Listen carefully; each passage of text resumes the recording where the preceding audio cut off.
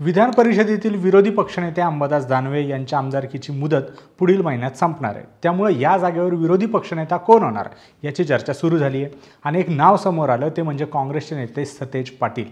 त्यांच्या नावाची चर्चा जोरदार सुरू झाली, पण असं असलं तरी सतेज पाटलांच्या विरोधी पक्षनेते पदाच्या चाव्या या उद्धव ठाकरेंच्या हातात आहेत। त्यांच्या निर्णयाशिवाय पाटील विरोधी पक्षनेते होऊ शकत नाहीत।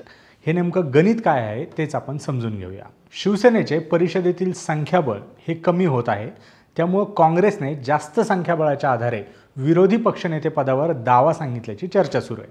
सध्या विधान परिषदेत काँग्रेसचे 8 आहेत आणि शिवसेना ठाकरे गटाचे 7 सदस्य आहेत। अंबादास दानवे निवृत्त झाल्यानंतर त्यांची संख्या आता 7 वरून 6 होणार आहे। त्यामुळे काँग्रेसने विधान परिषदेतील विरोधी पक्षनेता मिळवण्याच्या हालचाली सुरू केल्या आहेत।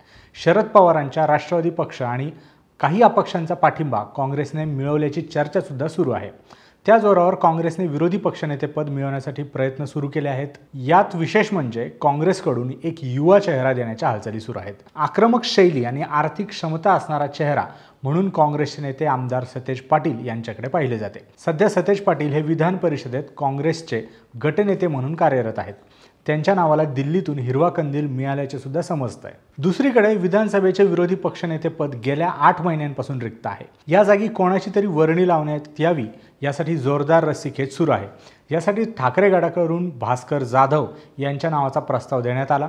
विधानसभेचा विरोधी पक्षनेता ठाकरे गटाचा व्हावा यासाठी महाविकास आघाडी अग्रेसर आहे, पण विधानसभेचे अध्यक्ष राहुल नार्वेकर यांनी विरोधी पक्षनेतेपदाचा निर्णय प्रलंबित ठेवला आहे। असं असलं तरी ठाकरेंच्या शिवसेनेकडून भास्कर जाधव यांच्या नियुक्ती करण्याचे पत्र नार्वेकर यांना देण्यात आले आहे। त्याला काँग्रेस पक्षाने सुद्धा पाठिंबा दिला आहे। विधानसभेत ठाकरे गटाचं संख्याबळ जास्त असल्याने त्यांनी दावा ठोकला आहे। याच धर्तीवर विधान परिषदेमध्ये काँग्रेसचे संख्याबळ जास्त आहे, त्यामुळे विधान परिषदेत काँग्रेसने विरोधी पक्षनेतेपदासाठी दावा केला आहे।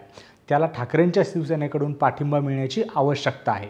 विधानसभेत काँग्रेसने पाठिंबा दिल्यानंतर विधान परिषदेत ठाकरेंच्या शिवसेनेकडून काँग्रेसला पाठिंबा मिळावा यासाठी सुद्धा प्रयत्न सुरू आहेत। ठाकरेंच्या शिवसेनेला आपल्याला पाठिंबा मिळेल असा काँग्रेसकडून देखील दावा करण्यात येतोय। जर ठाकरेंनी पाठिंबा दिला आणि काँग्रेसने प्रस्ताव दिला तर सतेज पाटील विरोधी पक्षनेतेपदी विराजमान होऊ शकतात। सध्या काँग्रेसकडून दावा करण्यात जरी येत असला तरी पूर्वीचे विरोधी पक्षनेतेपद हे ठाकरे गटाचे होते।